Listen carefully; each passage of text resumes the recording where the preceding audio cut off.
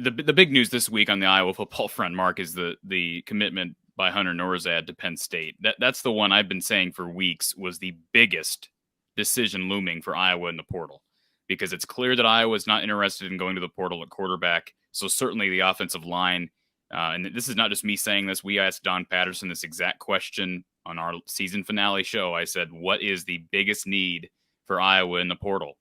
And his two positions were quarterback and offensive line, specifically tackle. As you know, Mark, the tackle position struggled this year because the line as a whole had one of its best pieces in the history of college. Well, I shouldn't say maybe history of college football. That's probably a little above and beyond, but you could argue one of the best centers to ever play college football by the numbers in Tyler Linderbaum. But collectively, boy, the outsides of that line need to improve.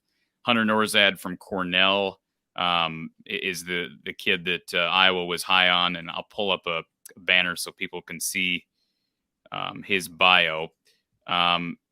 It sounds like he's a plug-and-play guy, and so he commits to Penn State, 6'4", 298. I mean, he's going to, again, you're talking about a totally different level of football in the Ivy League. I get that. But his final five schools were, of course, Iowa, Penn State, Virginia Tech, Auburn, and Illinois. And he picks the Nittany Lions, who I understand are doing very well right now on the recruiting front, which is nothing new. I mean, that's what Penn State does, but it hurts when you're in Iowa, when you lose out to a fellow Big Ten school.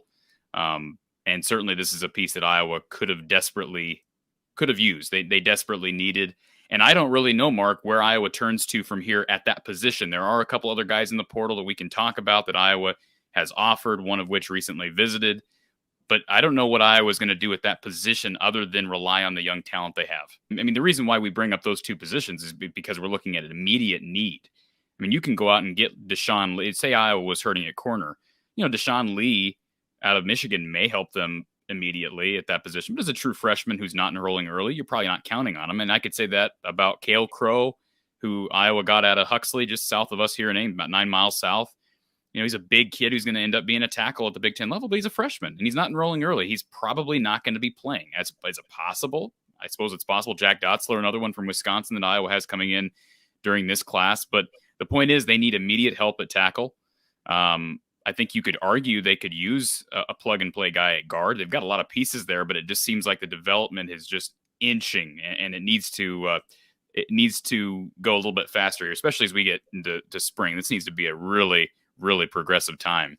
But no, quarterback, it's clear. The numbers, we've ran through the numbers every which way, Mark, that is a position of need. But yeah, it's clear to me that Iowa's not going to address that via the transfer portal. So my hopes were really on Hunter Norzad, who Iowa was in on early.